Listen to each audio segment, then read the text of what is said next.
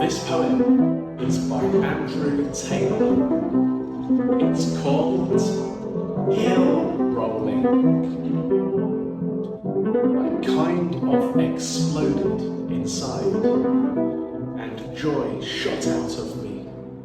I began my roll down the grassy hill. I bent my knees up small, took a deep breath, and I was off. My arms shot out sideways. I gathered speed. My eyes squinted. Sky and grass, dazzle and dark. I went on forever. My arms were covered with dents, holes, squashed grass.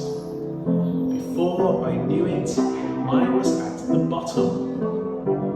The game was over.